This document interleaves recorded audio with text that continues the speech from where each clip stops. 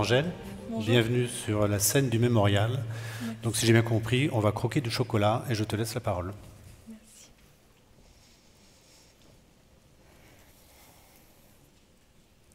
Nous mangeons tous. Cela nous est vital. Mais nous avons souvent tendance à oublier que ce que nous mangeons, ce qu'il y a dans nos assiettes est issu d'un long processus où bien des personnes sont impliquées. Et aujourd'hui, je vous parle de l'exploitation d'enfants dans la production de cacao. Cela sert à faire du chocolat. On l'adore, on le mange avec plaisir et gourmandise, alors un véritable péché mignon, cela vaut de l'or. Cela coûte des vies. Loin de nous, en Côte d'Ivoire, premier pays producteur de cacao mondial. Ce titre rapporte de l'argent, mais qui ne revient étonnamment pas aux producteurs de cacao. Le cacao est cultivé par des paysans, puis il est vendu à des sous-traitants, des multinationales dont nous connaissons bien les noms. Ce sont ceux qui sont marqués sur les paquets que nous achetons. Mais ce qui n'est pas marqué, en revanche, c'est comment le cacao est produit et par qui. En effet, le cacao est issu d'une agriculture dont la réglementation est défaillante, faible par les lois, mais plus affaiblie encore par la pauvreté. Et ce, bien que ce secteur ait rapporté près de 130 milliards de dollars en 2019, selon le groupe d'études Grandview Research. Mais ce ne sont pas ceux qui produisent, les pieds dans la terre, qui gagnent cet argent. En effet, les producteurs sont dans une pauvreté extrême, où le cacao doit être produit en une très grande quantité pour assurer leur survie et celle de leur famille. Alors tout le monde travaille dans les plants cacao familiaux, les enfants aussi. Mais personne n'épuise son enfant à la tâche par plaisir. Ils y sont bien obligés, et ce, d'autant que les rendements de cacao s'affaiblissent d'année en année. Et cela est dû aux pesticides. Alors oui, certes, lors de l'arrivée des produits phytosanitaires, la production s'est grandement améliorée. Le cacao n'était plus en proie aux maladies et donc avait de plus grands rendements. Alors il a été racheté à bas prix et cela ne posait pas de soucis. On en avait à foison. Mais le revers de la médaille est sur le long terme. Le sol est aujourd'hui desséché par ces produits mêmes qui avaient permis sa fertilité il y a quelques années encore. Et le prix d'achat du cacao producteur? Il a très peu changé. C'est un prix choisi unilatéralement par les représentants des multinationales. Donc, il faut produire autant avec une terre qui donne de moins en moins. Et moins de cacao, moins de revenus. Et sans ces revenus, il est impossible de scolariser ses enfants. Ils sont plus utiles dans les plantations. Ainsi, la pauvreté ruine l'éducation. L'école, c'est pour ceux qui peuvent survivre sans avoir à travailler.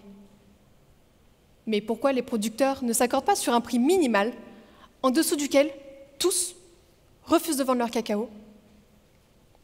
Car il y a une concurrence illégale où l'argent compte plus que tout. Plus que la vie. Aziz était l'une de ces vies. Il vivait au Burkina Faso, un pays voisin de la Côte d'Ivoire. Quand il avait 15 ans, sa famille a été démarchée par un homme qui leur avait promis un avenir pour leur fils. Un avenir inimaginable. S'il restait ici au Burkina, il serait condamné à vivre dans la pauvreté. Mais cet homme leur a promis monts et merveilles. Si Aziz venait en Côte d'Ivoire, il toucherait des sommes qu'il n'aurait même pas espéré gagner un jour. Alors il part, pour se sauver de la pauvreté, mais pour sauver sa famille aussi. Il quitte l'école, qu'il aurait dû continuer, et Aziz se dirige vers un pays inconnu, plein d'espoir. Mais le rêve est de courte durée. Une fois arrivé, complètement déboussolé, ses supérieurs lui ordonnent de travailler dans une plantation au fond de la forêt. C'est une forêt primaire, protégée pour sa faune et sa flore. Mais en réalité, elle est surtout détruite par les plants cacao illégaux. et c'est dans l'un d'entre eux qu'Aziz travaille. Pendant 5 ans, il y a vécu entre maladie et infection. Ces infections sont dues aux coupures causées par les machettes qu'il utilise. Ces maladies, elles, sont causées par les conditions de vie inhumaines dans lesquelles il est condamné à travailler, mais d'autres maladies arrivent encore. Plus insidieuses, plus longues, plus mortelles. Elles sont dues au glyphosate. C'est un pesticide utilisé pour tuer la forêt et planter du cacao à la place. Et ce sont des enfants qui sont utilisés pour vaporiser ce pesticide cancérigène. Exposés ainsi, ils sont condamnés à mourir petit à petit. Condamnés, oui. Aziz ne verra jamais la couleur de l'argent promis. Il est réduit en esclavage. Au bout de 5 ans, on lui offre une parcelle minuscule pour le récompenser de ses années de travaux forcés, mais elle n'est pas suffisante à sa survie. Alors il retourne chez son ancien propriétaire. Et c'est un parmi tant d'autres. Tous ces enfants sont les mains qui s'affairent pour le chocolat que nous chérissons tant. Pourtant, l'article 32 de la Convention des droits de l'enfant, signée par la Côte d'Ivoire, est clair. Les États parties reconnaissent le droit de l'enfant d'être protégé contre l'exploitation économique, de n'être astreint à aucun travail comportant des risques ou susceptible de compromettre son éducation ou nuire à sa santé. Strictement rien de cette loi n'est respecté dans les plantations de cacao. Alors bien sûr que ces personnes voudraient partir, mais pour aller où? Ils sont dans un pays qu'ils ne connaissent pas, sans un sou en poche, sous la menace d'être retrouvés par leurs ravisseurs. Que pourrait-il leur arriver? Les pires scénarios sont permis. Alors oui, le marché du cacao est un marché très rentable. Mais à quel prix? À quel prix achetons-nous du chocolat? Au prix de vies ruinées?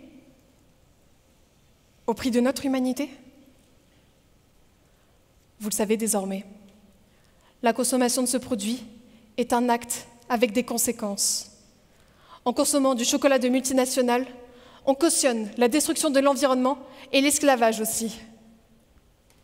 Alors il nous faut consommer du chocolat éthique avec des labels indépendants. Sommes-nous prêts à payer plus cher un produit qui respecte nos valeurs? Je le crois. Nous pouvons manger en plus petite quantité cet aliment adoré. Là, vie et valeurs seront respectées. Alors j'espère que devant un rayon de chocolat, vous vous souviendrez de ces mots. Le chocolat tâche l'éthique. Et que ce sont des enfants qui n'auront que l'amertume du chocolat que nous savourons. Merci.